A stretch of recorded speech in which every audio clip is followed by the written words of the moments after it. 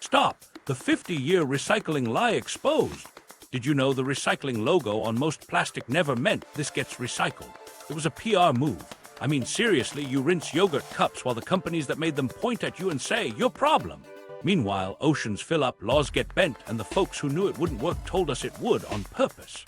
We've got the memos, the ad buys, the lobby meetings, and the numbers. So here's the question: who moved the trash problem from them to you? And why did we fall for it for 50 years? Let's be honest, because apparently it worked. How we got here? Start in the 1950s. Factories hum, suburbs spread, and a new word sells a new life: disposable. Throwaway living hits magazine covers. Plastic is light, cheap, almost magic. Brands love it. Oil and chemical companies see a gold mine. Every bit of packaging you used to return or refill becomes single-use. Convenience feels like progress until the mess shows up on roadsides, rivers, and beaches. By the late 1950s, there's a problem. Litter everywhere, and people start asking awkward questions about cans and bottles piling up. So in 1953, packaging and beverage giants helped launch Keep America Beautiful. Nice name, nicer ads. The core move is subtle. Talk about litter as a personal failing, not a design choice by companies that ditched refill systems. People start pollution. People can stop it. That's the line that sticks. States push back with bottle bills, deposits on containers that make people return them. Those laws work. Return rates jump. Litter drops, but deposits also cut into profits from cheap disposables. So the industry fights them hard. They fund local groups, warn about higher prices, and steer the conversation toward education instead of regulation. Keep America Beautiful becomes the friendly face of that effort. Then 1971.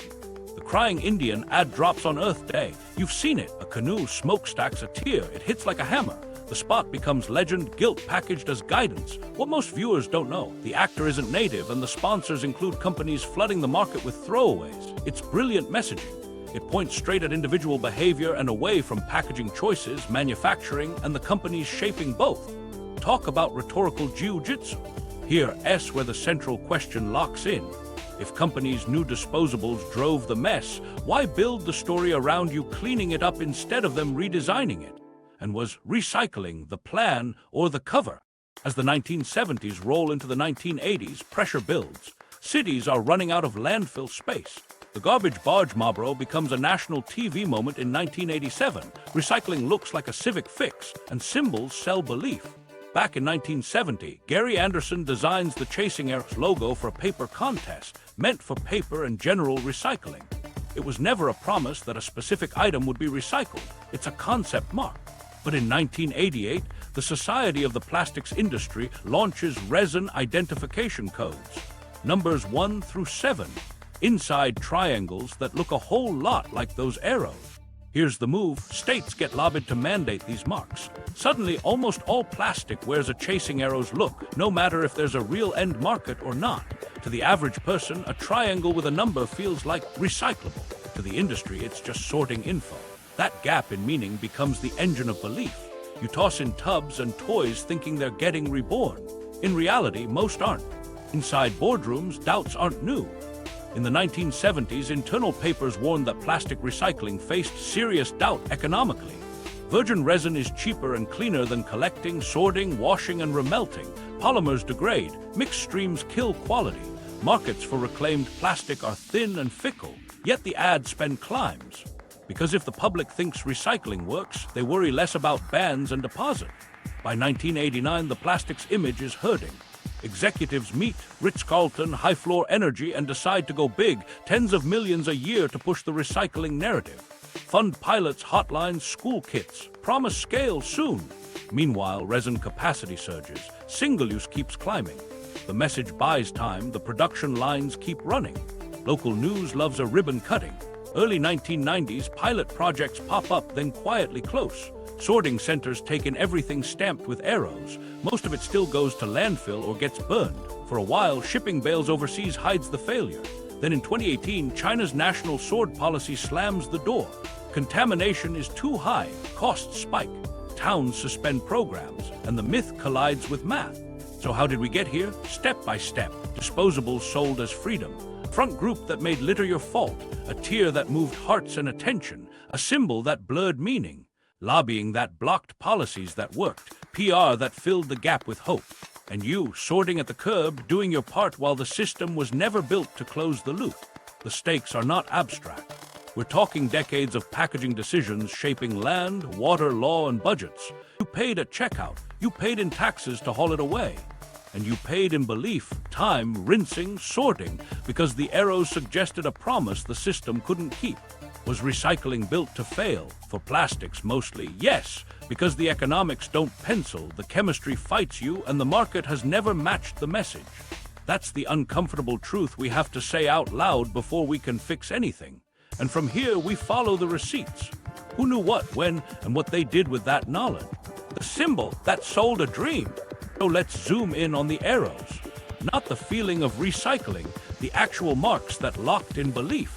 In 1970, Gary Anderson is a grad student who enters a design contest run by a paper company. He sketches a clean, clever loop, 3 arrows folding into each other, inspired by a Möbius strip. It's a vibe, not a warranty. A public domain concept meant to say materials can go around again. Paper, cans, glass, systems that already had markets and mills. No one thinks that logo means every item that wears it will be reborn. It's an idea, not a promise. Fast forward to the late 1980s. Plastic packaging is everywhere. Public pressure is building. Cities launch curbside programs. TV shots of blue bins make everyone feel like a helper. And here's where the pivot happens. In 1988, the Society of the Plastics Industry rolls out resin identification codes, numbers 1 through 7, to tell recyclers what plastic a thing is made of. Useful, right? Sure. But they put each number inside a triangle of arrows that looks a whole lot like Gary's symbol. On purpose or just a triangle, the effect is the same. States get lobbied, quietly but widely, to require those codes on almost all plastic packaging. Documents later show the push hit nearly 40 states. The pitch is technical. We need the codes for sorting. But in your kitchen, that triangle reads as a green light. You turn a tub over, see a number, see arrows, and boom, guilt cleared. Into the bin it goes. Here's a fun fact. Those numbers don't tell you if the thing is actually recyclable where you live. They tell you what it's made of. Polyethylene terephthalate is number 1. High-density polyethylene is number 2. Then it gets messy. 3 through 7 covers PVC, low-density films, polypropylene, polystyrene, and the junk drawer called Other. 2 of those, 1s and 2s, have steady end markets in many places. The rest, it depends, and most of the time the answer is no. But the arrows don't say that. They just hum along looking official. You might be surprised to learn even recycling pros saw this wave hit like a flash flood. In the early 1990s, operators talk about bins suddenly filling with every plastic under the sun. Why? Because the symbols start showing up on the containers. Consumers connect the shape to the story we told them for 20 years. Arrows mean cycle. A number must mean rules. And if there's a rule, it must work. I mean, seriously, that's how brains save time. Meanwhile, industry ads pile on. The bottle may look empty, yet it's anything but trash. It's full of potential. The line sounds green. The buy comes from plastics trade groups backed by Exxon, Chevron, Dow, DuPont. The goal is not illegal. It's classic marketing. Reduce fear, grow use. And the arrows are the perfect co-star, silent everywhere and hard to argue with. Here's where intent matters. NPR and Frontline dig through internal files and find the market reality was known by the 1970s. Plastic recycling faced serious doubt economically. Virgin resin beats the cost of collecting, sorting, washing, and remelting almost every time.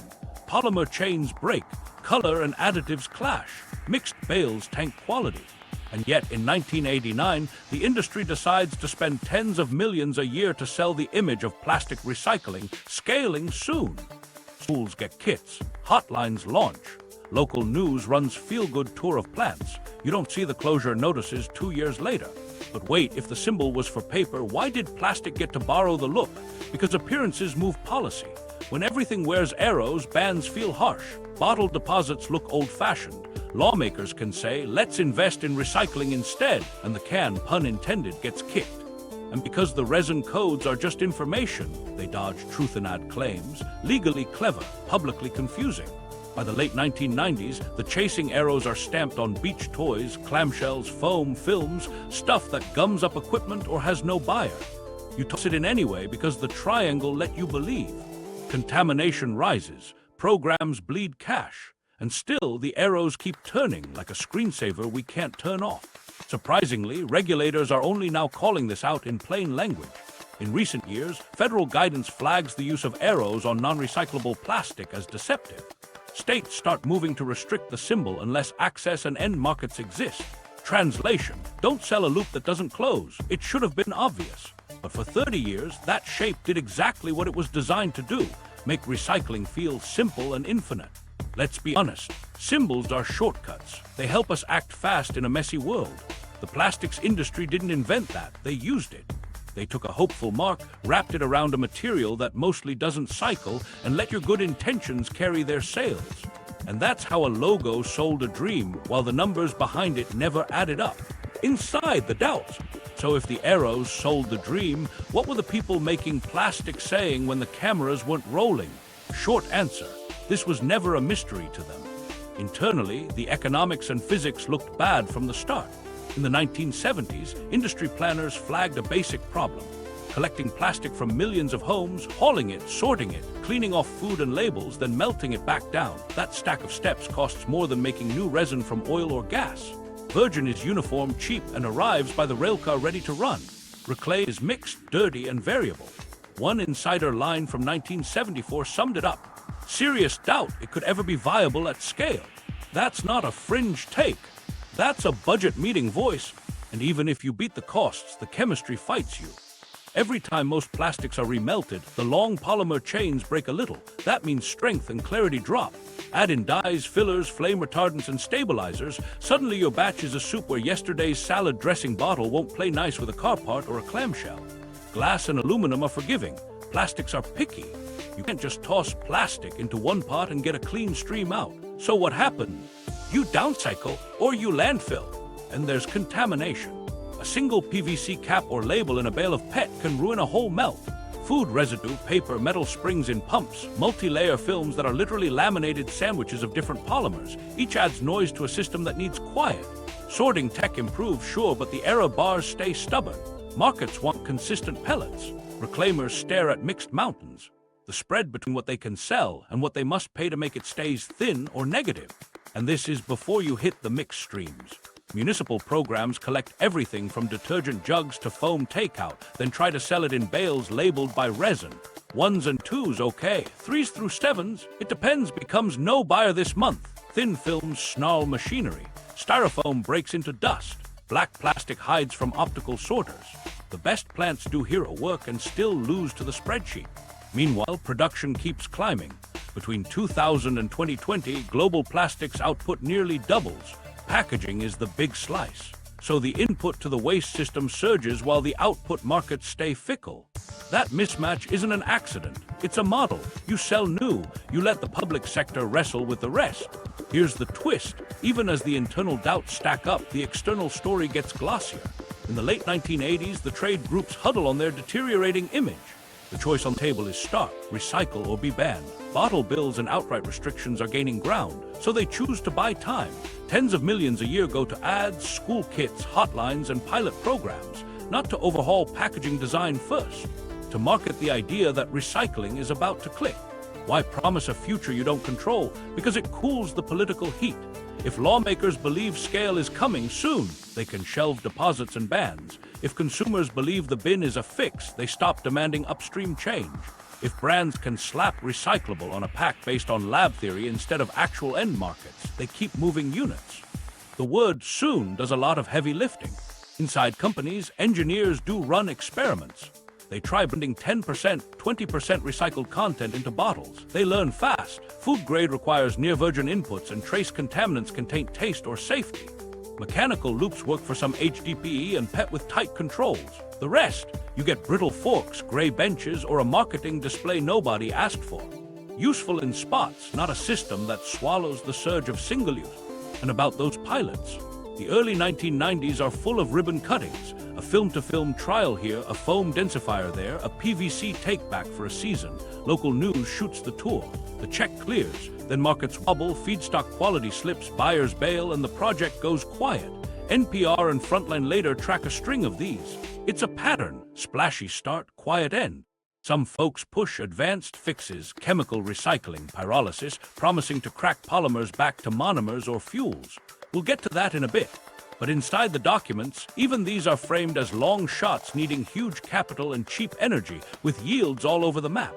When the output is mostly oil you burn, you're not closing a loop, you're detouring to a smokestack. So what did the insiders do with their doubts? They didn't stop production. They scaled it because plastics are profitable, light, and everywhere. They used your belief as cover while they grew capacity. They told a story that made you the key player in a game they designed not to end. Here's the uncomfortable line to hold. It's not that no plastic ever gets recycled. PET and HDPE have real loops in many places. It's that the industry long knew that plastic as a whole would never behave like glass or metal and sold you the opposite anyway. That's the doubt that mattered, and it lived inside the machine the whole time. The PR playbook versus bottle bills. So if insiders doubted recycling would work, what did they push in public? They went after the one policy that actually did work: bottle bills, deposit and return laws. You pay a small deposit when you buy a drink, you get it back when you bring the container back. Simple. Data from the 1970s and 1980s showed deposits slashed litter and boosted return rates. Glass and aluminum already had loops. Early plastic bottles could ride those systems too. The problem for industry wasn't performance, it was profit. Deposit systems threatened the new throwaway model that made single-use cheap and sticky. Into the playbook, Keep America Beautiful becomes the smiling shield. The message isn't design better packaging or pay into a return system. It's litter is your fault. The crying Indian makes shame go viral. And in hearing rooms across states, industry reps warn bottle bills are a tax on families, a burden on small stores, a patchwork mess. Meanwhile, they offer an easier-sounding alternative: public education and voluntary recycling. Translation: keep responsibility, diffuse, and costs on taxpayers. Let's be honest, education beats regulation in a PR fight 9 times out of 10. You get clean images, scouts picking up cans, school art contests. America Recycles Day. It feels good, it looks harmless, and it pulls eyes away from a boring but powerful line in a bill that would make producers help pay for take-back and redesign. If you're a lobbyist, that's a win. Then the ad blitz turns the screw. In the late 1980s and early 1990s, the plastics trade groups roll out national TV spots. Soft lighting, a bouncy plastic bottle. It's full of potential. The logos are familiar: Dow, DuPont, Exxon, Chevron, and their councils in D.C. The spots never say don't pass bottle bills. They don't have to. They sell a feeling that curbside recycling is the modern fix, so why bother with deposits that feel old? Meanwhile, the lobbying machine works the back rooms. Draft bills get watered down. Study committees replace votes. Preemption clauses show up to block cities from acting on their own. In some states, bottle bills squeak through: Oregon, Michigan, a few others, and litter drops like a stone. In many more, the bills stall. Keep America Beautiful shows up with a pledge: we'll fund bins and outreach. Legislators get a photo op. Producers keep selling disposables without paying for the end-of-life cost. You pay those through city budgets. Here, S where the PR and the symbol fuse. With resin codes stamped on almost everything, lawmakers can point to the triangle and say, look, it's recyclable. That visual lets them choose the cheaper promise over the proven policy. It also lets brands flood shelves with recyclable claims that rest on theory, not on actual local access or end markets. The arrows do the talking, the lobby does the walking. And the industry doesn't just fight bottle bills. They aim at bans too. Foam takeout bans, single-use bag bans. When one city tries, trade groups fund lawsuits and ballot measures to overturn them. If courts fail, they go for state preemption to stop any town from setting stricter rules. All the while, they keep saying, we support recycling. It's the perfect dodge. Support the noun, block the verbs that make it real. You might be surprised to learn the scale of the spend. By 1989, plastics leaders were meeting in hotel ballrooms, naming deteriorating image as a threat and greenlighting budgets up to $50 million a year to promote recycling. That's not pocket change, that's strategic defense. Fund hotlines, ship school kits, sponsor local news features. If the story is recycle more, the story isn't make less or pay your share. Now, were deposits perfect? No, redemption centers need funding. Fraud can creep in across borders, but the results beat vibes. States with strong bottle bills post return rates north of 60, 70, even 90% for some materials. Litter drops, clean feedstock flows. And that last bit is key. Real deposit systems produce high-quality material that mills and smelters actually want. That threatens the narrative that curbside alone will solve it if we just educate harder. So why did the PR win for so long? Because it gave everyone a way out. Politicians got to feel practical. Brands got to green. Consumers got a bin and a gold star. And the companies pushing single-use never had to slow down. The costs of failure, contamination, landfill fees, ocean leak stayed socialized. The profits stayed privatized. Here's the twist that stings. Even as overseas markets quietly absorbed our mixed bales through the 2000s, the same groups that lobbied to put arrows on everything argued that programs just needed time to mature. Then China's national sword lands in 2018 and the curtain drops. Suddenly, sorting floors are stuck with what the symbols promised and the markets won't buy. Towns suspend plastics collection. Some start burning more. The gap between PR and policy becomes a crater. And yet, in Here's Today, you'll still hear the old lines. Let's not rush into deposits. Let's do education first.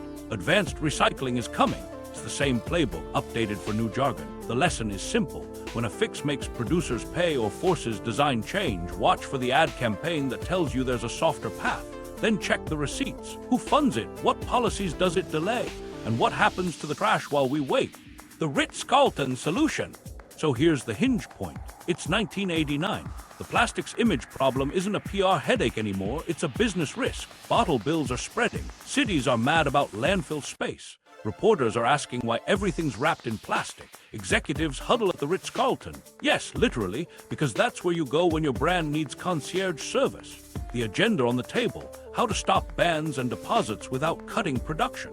The notes from that period use plain language. Deteriorating image, recycle or be banned. That's it. The room doesn't debate whether disposables drive waste. They know that. The question is how to keep model. The answer they land on is simple and expensive. Flood the zone with recycling. Spend up to $50 million a year telling the country that plastic is about to become circular. Any minute now, hang tight.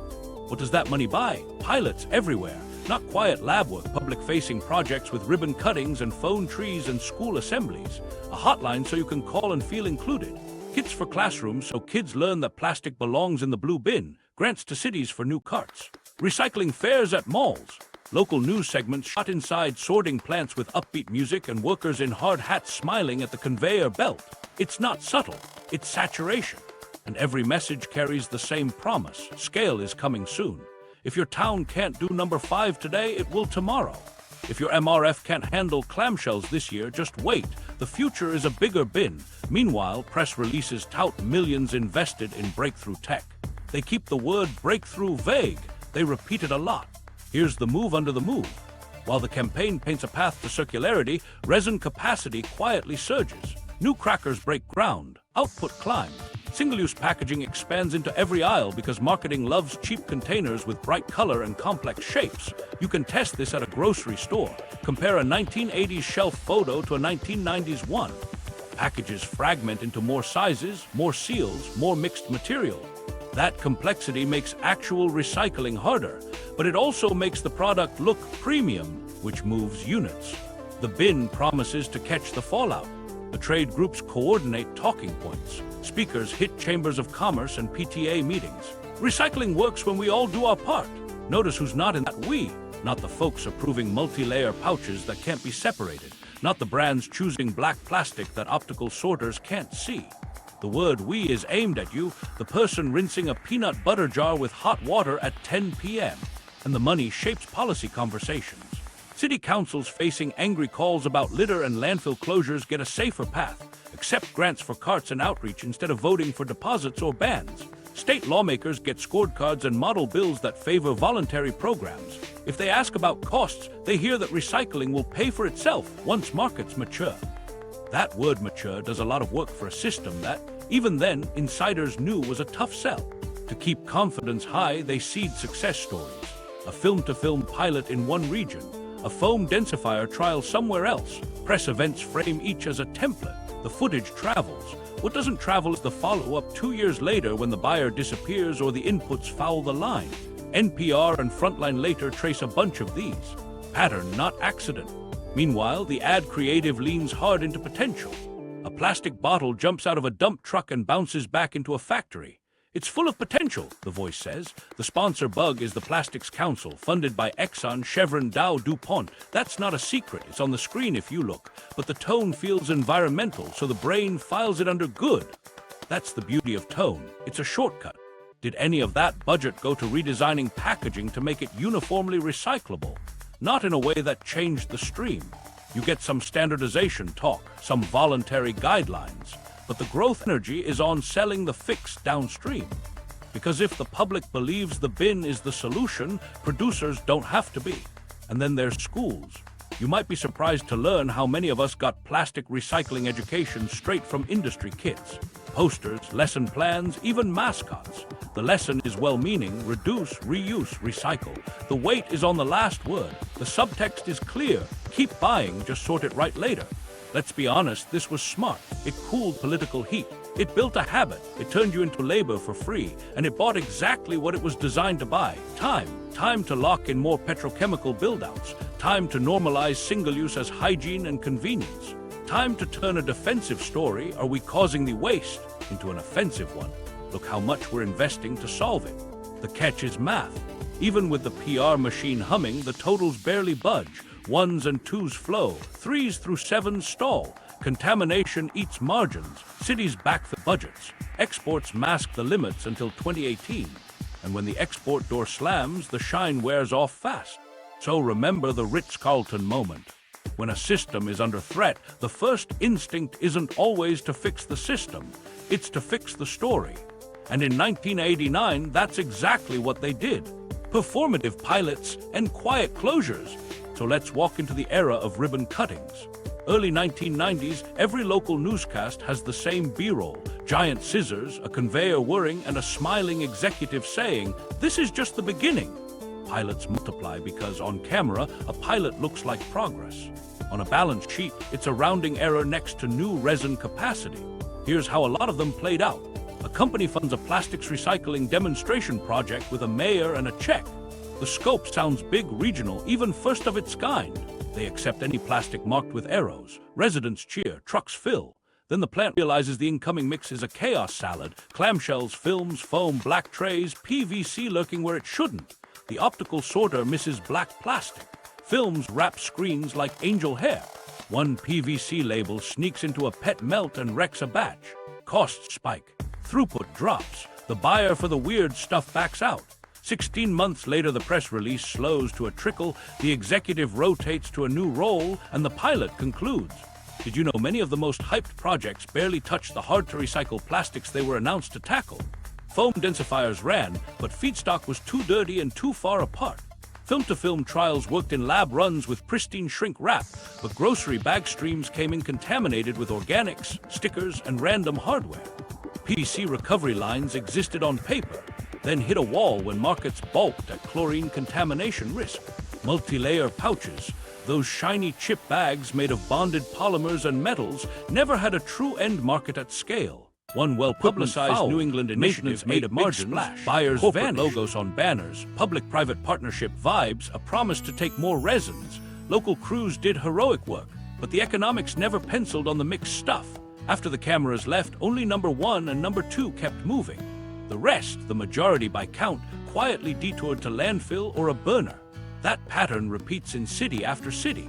You might be surprised to learn even steady programs leaned on exports to hide the math. For years, mixed bales rode ships to Asia, where lower labor costs made hand sorting possible. It was the pressure release valve. Then China's national sword in 2018 said, "No more contaminated loads." Contamination thresholds tightened to near virgin standards. Suddenly, those bales had nowhere cheap to go. Towns from Oregon to Massachusetts reported stockpiles, canceled contracts, or fees quadrupling. Some suspended plastics collection. Others burned more. The pilots that banked on markets maturing hit a wall called reality. Brands kept pushing recyclable on packaging anyway. A clamshell made of PET, technically the same resin as a soda bottle, right? Except thermoform PET behaves differently. Labels, inks, and adhesives contaminate, and color mismatch tanks value. So you'd see 100% recyclable on a clamshell with no viable buyer in that zip code. The symbol did the work. The system did not. Let's talk equipment fouling, because it's not a footnote, it's the budget killer. Thin films, grocery bags, wrap, float, and snag. MRFs shut down lines to cut them out with knives and patience. Foam breaks into static while snow that sticks to everything. Black plastic disappears to optical eyes, ending up in the wrong bale. And PVC, even in small amounts, ruins PET melts, releasing HCl and yellowing the bat. That means rejected loads, lost buyers, and crews explaining to city councils why they need more money for the same tonnage. Pilot timelines tell their own story. Announcements love year zero. We're launching, we're partnering, we're innovating. Year one is duct tape and learning curves. By year two, grant money dries up, commodity prices dip, contamination rises, and a program review suggests pausing operations. Press calls go unanswered. Websites go stale. The quiet closure is by design. There's no incentive to trumpet failure if the point was optics, not throughput. Meanwhile, the only plastics consistently moving through curbside are the boring ones, clear PET bottles and natural HDPE jugs. They work because the streams can be kept clean, end markets exist, and specs are tight. Everything else clogs the line or rides the bin to disappointment. That's not cynicism. That's the data most operators will tell you if you ask off camera. Here, that's where the human side lands. Residents did what they were asked. They rinsed, they sorted, they taught their kids, they believed the arrows. And when programs cut items or add fees, people feel duped. Trust erodes. That's dangerous because we need public trust to pass the policies that actually work upstream. The performative pilot era didn't just waste money, it spent down trust. So why keep doing them? Because pilots buy headlines. They let a brand or a trade group say, "We're on it." They let a lawmaker point to action without passing a harder bill. They keep recycling front and center while avoiding the words deposit, standardization, or reduction. And they create footage, factories, belts, bail mountains that fills ad slots and school videos with the feeling of a loop, even when the loop doesn't close. Let's be honest. If a pilot can't survive without PR, air cover, and subsidy, it's not a system, it's a photo op. And for 3 decades, photo ops outnumbered plants that profitably turned mixed consumer plastics into new food-grade packaging, which is why, even at peak hype, national recycling rates for plastic barely moved. The pilots were the performance. The closure was the plan. The numbers, they don't print. Let's put hard numbers on the table because vibes don't move policy. Globally, since the 1950s, scientists estimate we've made about 8 to 9 billion tons of plastic. Here's the punchline. Only around 9% of that has ever been recycled. Not per year, ever. The rest was landfilled, burned, or lost to the environment. That's the global ledger, and it hasn't budged much despite decades of campaigns. Zoom into the United States. The latest credible estimates put U.S. plastic recycling at roughly 5 to 6%, not 50. 5. That's after all the blue bin cheerleading, all the school posters, all the ads about bottles full of potential. And that 5 to 6% includes a lot of downcycled material, not closed-loop packaging turned back into the same thing you bought. Why so low? Start with the waste stream itself. Packaging dominates plastic use, 40+% globally, so most plastic becomes trash within a year. That means a constant flood of single-use items hitting systems that were never built for mixed polymers, mixed colors, mixed additives. Municipal programs might collect more plastic by weight than they did in the 1990s, but collection isn't the same as recycling. The choke point is market. If nobody wants the bale at a price that covers sorting and cleaning, it's not getting reborn. It's getting rooted. Then there's contamination. When China's national sword policy hit in 2018, it didn't create the problem, it exposed it. For years, rich countries shipped mixed bales overseas. Hand sorting and looser rules made the math look okay on paper.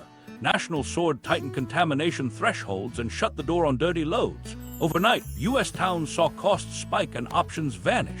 Some suspended plastics collection. Some burned more. That 5 to 6% figure reflects this new reality. The overseas escape valve is mostly gone. Okay, but Europe recycles more, right? Somewhat. Europe's plastic packaging recycling rates hover around 30% reported, though definitions vary and exports used to be counted. Still better than the US, but not exactly a circular utopia. And even there, the share of truly closed-loop, food-grade plastic is small. Mechanical recycling works decently for clear PET bottles and natural HDPE jugs. Beyond that, the story thins out fast. Here's the stat brands don't love to print. Only a tiny slice of plastic packaging comes back as packaging again. A lot becomes lower-grade products, park benches, decking, plastic lumber that eventually also hit landfill or a burner. That can be fine as a temporary sink, but it's not the loop the arrows promised. And if you promise the public bottle to bottle, you owe them proof, not plastic lumber. Now add pledges. Big brands stood on stages in the late 2010s and promised recycled content, 25%, 30% by 2025 or 2030. Some are hustling, especially on PET bottles, where deposit systems supply clean feedstock. But across the board, companies are missing targets because the supply just isn't there, or what's there is too contaminated or too expensive. You can't will a marketplace into existence with a press release when the physics and the sort lines disagree. Let's be honest about cost. Virgin resin is usually cheaper. It comes uniform. It runs clean. Recycled resin costs more to make consistent, more to certify, and more to color match. When oil prices dip, recycled loses ground. When oil rises, recycled still struggles because of quality and processing limits. That's why, left to itself, the market won't deliver the volume of recycled content politicians and brands talk about. You need policy teeth. Deposits, recycled content mandates, extended producer responsibility, or you get slogans. Another number that matters, access. In the US, roughly a quarter of people have little to no access to convenient recycling. Rural areas, multi-family buildings, underfunded towns. If there's no curbside or drop-off with real end markets, a recyclable label is just ink. That's why some states are moving to tie recyclability claims to actual access and to proven end market. If 90% of households can't recycle it where they live, you shouldn't be allowed to call it recyclable. Simple honesty rule. And the ocean? Estimates vary, but the visible trend is ugly. Trillions of plastic particles afloat, with rivers as main arteries. Most of that leakage starts on land in places without solid waste systems, but exported waste and global brands, packaging are part of the flow. Recycling, even if it were humming, would only catch a fraction. Cutting single-use at the source and funding proper collection where it's missing do more faster. So periodic reveal. If you graph plastic production next to plastic recycling, one line shoots up, the other hugs the floor. Production nearly doubled from 2000 to 2020. Recycling rates for plastic barely moved. That's the core mismatch. We scaled making. We never scaled remaking. And when the industry says we just need time, remember we tried time. It's been 5 decades. Here's the line to carry into the next chapter. Measured by tons, by dollars, by access, plastic recycling never matched the marketing. The numbers aren't broken, they're honest. Which is why new buzzwords, advanced recycling, molecular, circular, keep showing up to refresh the story. We'll test those claims next. But now you know the baseline. The loop never closed. The ledger doesn't lie. Chemical recycling and the new spin. Okay, so when the curbside myth starts cracking, a new phrase rolls in wearing a lab coat. Advanced recycling. Sounds smart, right? The pitch is simple. Instead of shredding and melting like old-school mechanical recycling, we'll use chemistry and heat to break plastic back to its building blocks. Monomers, oils, gases, then we'll rebuild like new. Close the loop at the molecular level. I mean, seriously, who doesn't love a reboot? Here's the catch. On the ground, advanced recycling mostly means pyrolysis or gasification, heating plastic into a synthetic oil or gas. Then what? Often it gets burned for energy or refined into fuels. If you burn it, you didn't recycle it. You changed the trash can to a tailpipe. That's not circular. That's incineration with extra steps. The economics are rough, too. These plants are expensive to build, energy-hungry to run, and picky about feedstock. Mixed streams, food residue, chlorine from PVC, multi-layers, exactly the mess that clogs mechanical lines, also poison advanced gear. So operators cherry-pick cleaner inputs like industrial film or sorted resins to keep yields up. Great for a press tour. Not so great for the actual waste we make every day. Did you know a lot of chemical recycling output ends up as low-value oil that needs more refining? Some pilots claim circular polymers on lab runs, but commercial lines tilt to fuels because it's easier to sell. And when you count the energy to collect, sort, pre-treat, heat, condense, and then refine, the math doesn't scream carbon win. It whispers cost center. So why the push? Same reason as before, the promise buys time. Don't pass deposits, don't ban this pouch, advanced recycling is coming.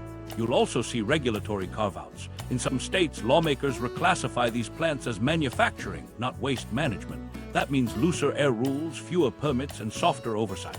On paper, it's innovation. In practice, it's a shortcut around the word incineration. Let's be honest, there are legit chemistry breakthroughs. Depolymerization for clean PET back to monomers can work at quality. Nylon maybe, but the messy, colored, additive-heavy food contact soup that dominates real-world packaging, that's the brick wall. and the capital needed to crack that at scale is huge.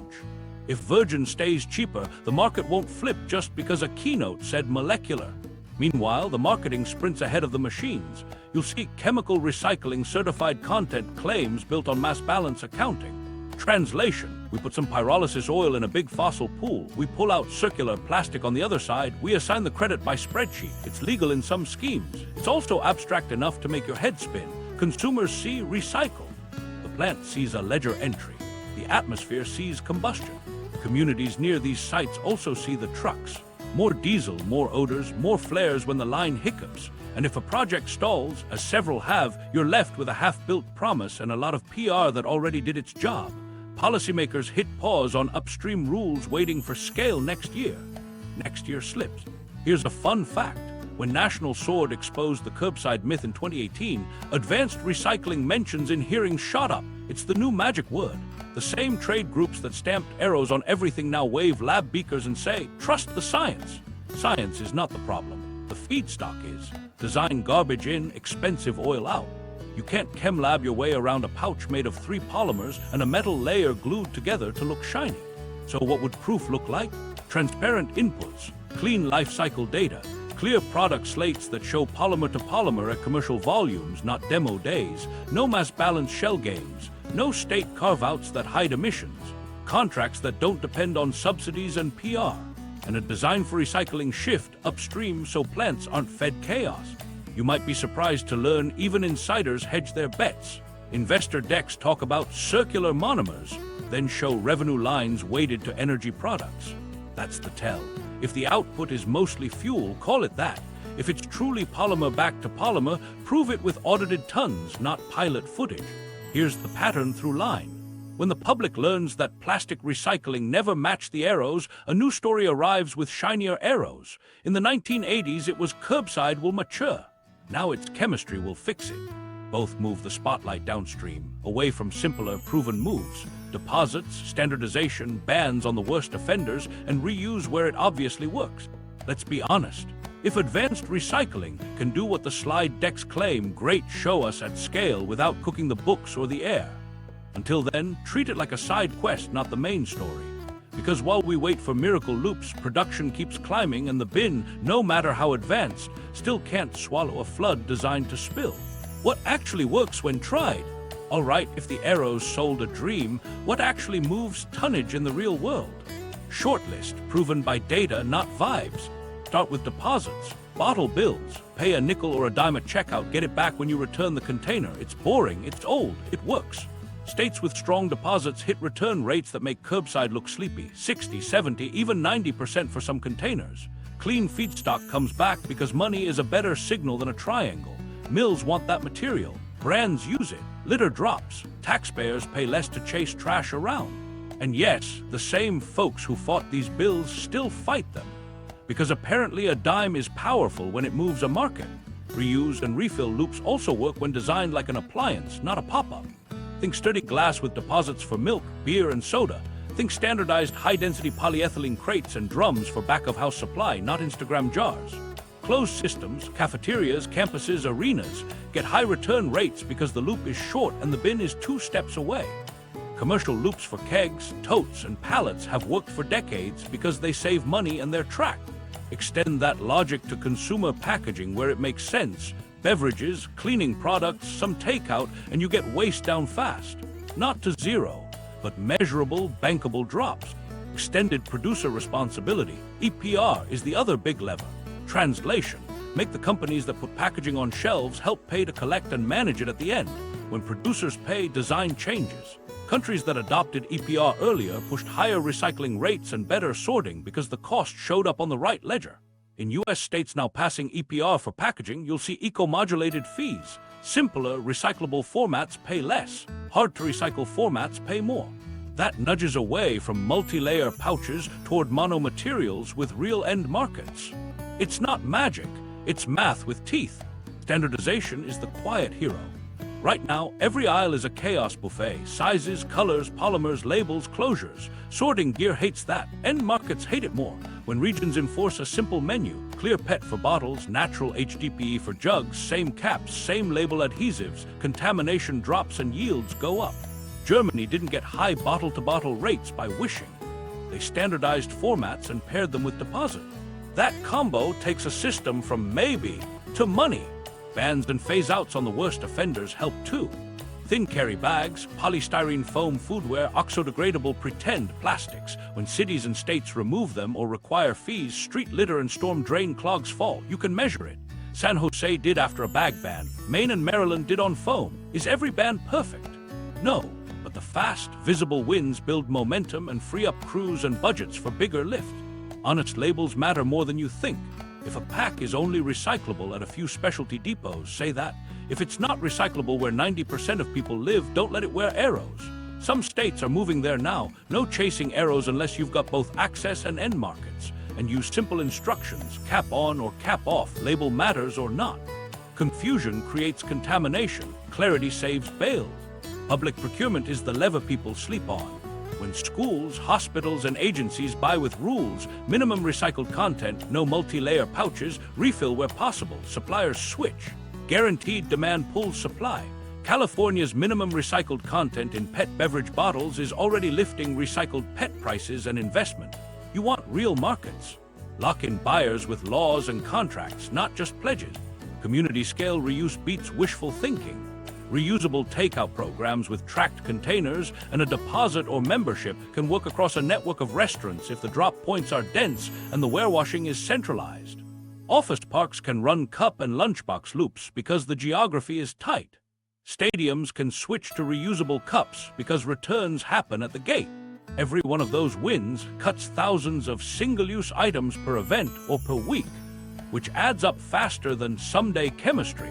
Design for repair and concentrate formats help too. A toothpaste tablet in a tin lasts months and dodges tubes that no one wants. A detergent concentrate in an aluminum bottle refilled at a store cuts plastic jugs in half. A razor with replaceable heads beats a plastic brick sealed in a clamshell. None of this needs a moonshot. It needs shelf space, standards, and some rules so the cheapest, worst option doesn't always win. You might be surprised to learn how fast systems shift when money lines move. Put a dime on a bottle and returns jump in months. Set a recycled content mandate and plants expand. Require standard labels and adhesives and MRF yields improve next quarter. These are not 10-year science projects. They're policy switches tied to design. So why isn't this the default? Because the current default hides costs. You pay at checkout and again on your tax bill. Producers keep packaging cheap and complex because the waste bill lands on your city, not their balance sheet. Flip that and the spreadsheet starts pointing to reuse, to deposits, to simpler packs, to less junk. Let's be honest, we don't need every plastic to have a miracle loop. We need to shrink the pile and make the remaining stuff boring and uniform. Pair that with deposits, EPR, and reuse where it fits, and the ocean graph bends down while the recycle graph finally inches up in a way that means something. Not perfect, just real. And real is the only story worth selling now. Midpoint, follow the money. So let's flip the map and trace the cash. Because when the story's muddy, money draws a clean line. Start with oil and gas. In the 1980s and 1990s, fuel demand looks rock solid. Then efficiency and electric vehicles start creeping onto the horizon. If you're a petrochemical planner, you hedge. Plastics become the growth engine.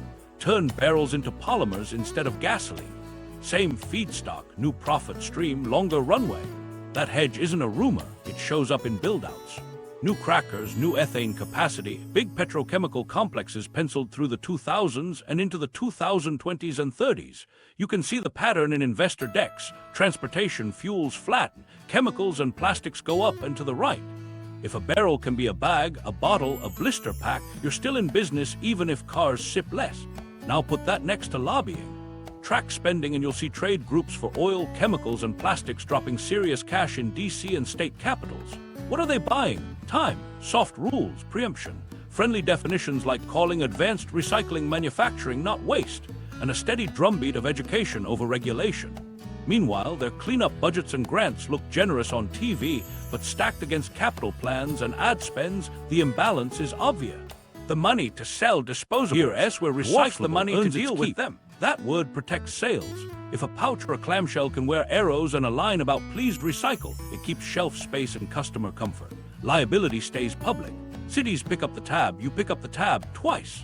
First at checkout because packaging costs are baked into price. then on your tax bill because your town pays to haul, sort, and when markets fail, dump or burn what can't be sold. Producers keep externalities external. The bin is a subsidy wearing blue paint. Follow the receipts further and you hit pledges. Brands promise 30% recycled content by 2030. Great headline, but without deposits or mandates, who funds the infrastructure and pays the premium for consistent feedstock? Not the brands, not at scale. Municipal budgets eat contamination costs, ratepayers get recycling fees, haulers renegotiate. And in the background, resin stays cheap because the shale boom floods ethane. That price gap keeps recycled on the back foot. You might be surprised to learn how many green initiatives line up neatly with marketing calendars. New circular pilot announced the same week a plant expansion breaks ground. A plastics awareness month while a bill to limit single-use dyes in committee. A recycling education grant to a city that just delayed a deposit vote. Coincidence is a busy worker in this space. Now look at trade associations. They're the force multipliers. Individual companies get heat, associations take the mic. They publish reports full of future tense, will, plan, aim, roadmap while their members ramp output. They seed op-eds about personal responsibility. They testify that we all have a role, which mostly means you. And they fund school kits because shaping belief early is a bargain. The export era hit a lot of this math. Bales left ports, invoices got paid, and everyone could say the system worked. When National Sword slammed shut in 2018, the shell game stalled. Suddenly the invoices had your city's name on them in bold. Landfill fees up, incinerator contracts up, collection lists cut. That's when you feel the money trail in real time, when your council votes to remove items from the bin and add a surcharge to your bill. Let's be honest, none of this means every person in those industries twirled a mustache. Plenty of engineers tried to make recycling work. Plenty of brand folks care. The point is structural. Profits accrue on the front end, costs balloon on the back end. As long as that split holds, recycling stays a story that protects sales more than it protects budgets or beaches. So what changes when you follow the money, the target?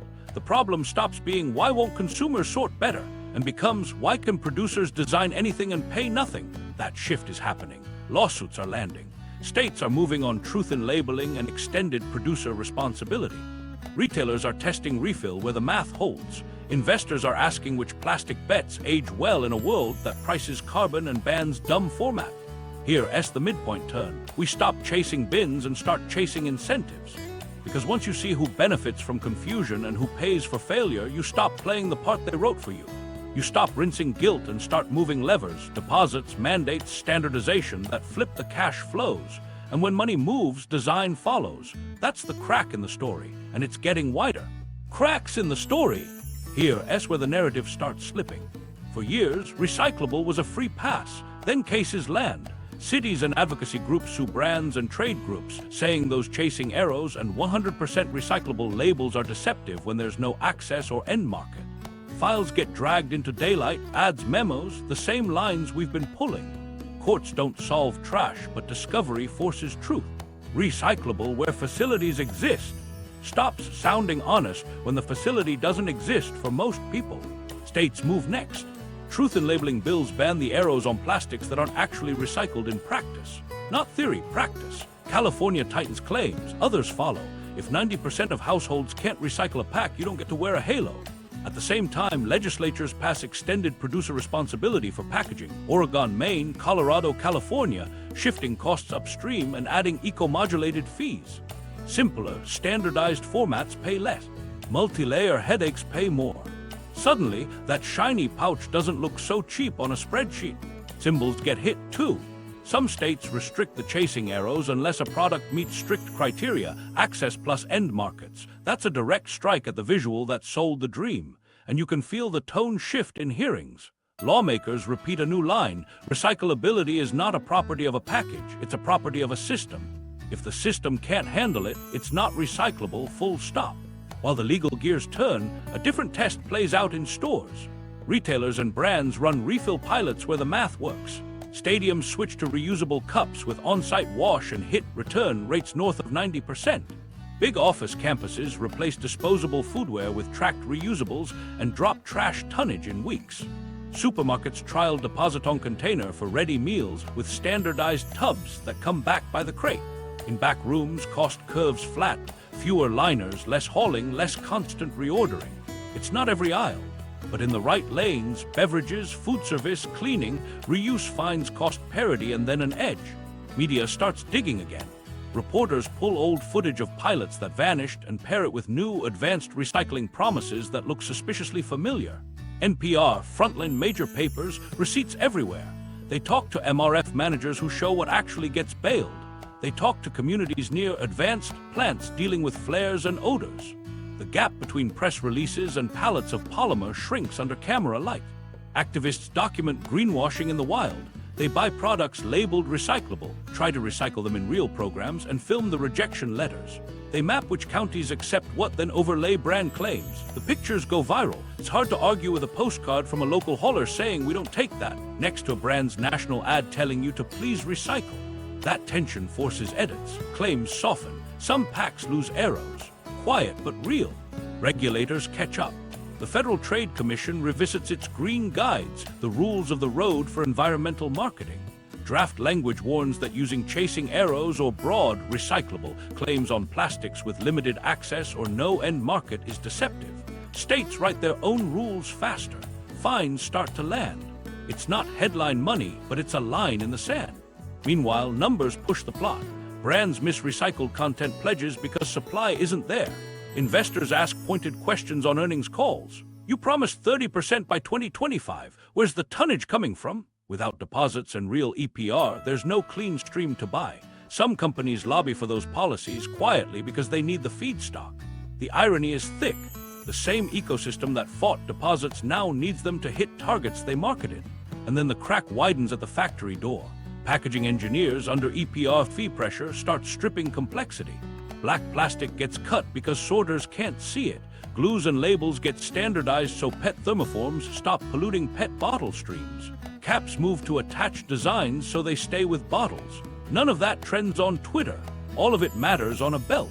Communities push, too. Voters back local bans on the worst offenders, foam foodware, thin carry bags, and see fast wins. Fewer clogs in storm drains, cleaner parks, lower cleanup costs. The sky doesn't fall. Small shops adjust with paper, reusables, or thicker bags with a fee. The fear campaign fades when reality turns out to be boring. You also see a cultural flip. The guilt that powered People Start Pollution loses its charge. The new line is blunt. Design starts pollution. Design can stop it. School kits change. Reduce, reuse, recycle becomes reduce, reused, then recycle what's proven. The weight shifts off your sink and onto the spec sheet. Students take that to city councils and ask sharper questions than we did. Let's be honest, this isn't a montage where villains confess and oceans sparkle. It's grind. Laws get watered down. Trade groups rebrand the same ideas with fresh nouns. Molecular is the new advanced, but momentum is real when budgets move. EPR checks flow. Deposit returns rise. Standardization cuts MRF downtime. Retailers set shelf rules. No multi-layer nonsense in house brands, and suppliers comply. And the industry, parts of it pivot. Some firms stake a future on less plastic and more reuse. Others double down on growth and keep selling the lab coat fix. The difference now is daylight. You can see which bets pay communities and which bets bill them. The story stops being you fix it and starts being they design it. We've been nudging the frame for an hour. This is the click. Now we decide what to do with it. Resolution. The turn. So what's the answer to the question we've been circling? Who moved the trash problem from them to you? The truth is simple and a little boring. The system was built to sell, not to cycle. The loop on the package was a feeling, not a functioning network. It took your time, your tax dollars, and your goodwill, then used all three to keep pumping out single-use. That's the trick, not a mastermind, a business model. The turn is dropping the guilt and picking up leverage. You are not the landfill of last resort. You're a voter, a buyer, and a voice that can move rules. When the center of gravity shifts from how do I sort to how do they design and pay, the whole board changes. Because policy moves what posters can't. Here, what that looks like in the real world. First, push bottle bills. If your state has one, protect and modernize it. If it doesn't organize for it, dimes move markets. They turn litter into feedstock. They generate clean PET and HDPE that actually go bottle to bottle. They cut city costs because returns happen at stores and depots, not in storm drains and parks. And they create a backbone for real recycled content so brands can't hide behind excuses. Second, extended producer responsibility. That phrase is clunky, but the effect is clean. Producers help fund collection and sorting, and fees push design to what works. Eco-modulation is the engine. Make monomaterial, standard color, proven recyclable formats cheap to sell. Make multi-layer, no-end market junk expensive. Watch packaging engineers become cost cutters with a conscience. If a pack is going to cost more to sell because it fails the system, that pack will not survive a budget review. Third, standardize like you mean it. One bottle spec, one jug spec, one label adhesive that washes off. No black plastic that scanners can't see. If your town or state is writing EPR rules, show up and demand boring. Boring is profitable on a belt. The more the stream looks like a template, the higher the yields, the lower the costs, the less greenwashing room there is. Fourth, use bans and phase-outs as scalpels, not hammers. Thin carry bags with no value, fee or ban. Foam foodware that shatters into snow, replace it. Oxo-degradable fairy dust, out. Cities that do this see fast wins, cleaner gutters, fewer clogged pumps, cheaper maintenance. The sky stays up. The fear adds age badly, and those quick wins buy political courage for the next step. Fifth, design honest labels. Tie recyclability claims to two things: access for most households and proven end markets for most of the tonnage. No more arrows for items that in theory could be recycled on Mars. If it's only accepted at a specialty depot across town, say that. If it's not accepted, don't pretty it up. Clarity beats hope at a sorting line. Sixth, buy like you mean it. Public procurement is leverage. If schools, hospitals, and agencies require minimum recycled content for bottles and ban multi-layer junk in cafeterias, suppliers will shift. If retailers set house brand rules, no labels that contaminate, no pouches with fantasy arrows, vendors will comply. Shelf space is a law that moves overnight. Seventh, reuse where the math works. Stadium cups with on-site wash, office foodware with checkout and drop bins, delivery systems with deposits and reverse logistics. Don't chase a universal jar. Build tight loops where geography and behavior make returns easy. The wins are immediate. Less trash, fewer line items for liners and hauling, fewer pallets of disposables in back room. Eighth, treat advanced recycling like a side project until it proves polymer to polymer at commercial scale with audited data. No mass balance shell games, no air rule carve-outs. If it's fuel, call it fuel. If it's plastic back to plastic, show the tons and sell to a food-grade buyer. Meanwhile, don't pause real policies for future tent. Ninth, watchdog claims. If a brand calls something 100% recyclable, try recycling it locally and ask your hauler what happens. If the answer is we don't take that, log it and share it. Support the Truth in Labeling bills. Support the FTC's Stronger Green Guides. And when lawsuits expose receipts, read them. Sunlight makes better meeting. Finally, keep score where it counts. Less single-use sold, higher deposit returns, more standardized packs, higher true recycled content, fewer arrows on nonsense, and fewer taxpayer dollars spent hauling pretend loops. Graphs that bend in those places mean we're aiming upstream and winning. This isn't about hating plastic. It's about stopping dumb plastic. Keep the medical gear, the safety parts, the stuff with long, high-value lives. Cut the glittery pouch that can't be remade. Make the remaining packaging boring and loop-ready. Pay for the system you design. That's the deal. So the turn is small and stubborn. You stop rinsing shame off a clamshell and start backing rules that move cash. You stop arguing about your bin and start asking who profits from your confusion. You stop letting a triangle do policy's job. And you replace a 50-year slogan with one line that holds. Real change starts before the bin, not after. By the time you flip the arrows over, the loop they promised is just a story. The fix was never at your sink. It was at their drawing board and in your laws. So back deposits, push EPR, and kill the fake labels. Buy boring, reusable, and real. If a brand sells a loop that doesn't close, say no and show receipts. If this reset your map, subscribe for the next lie we unspool and share it with someone who still thinks the triangle means good. We'll keep naming names and showing documents. Because apparently the bin was never the hero, you are.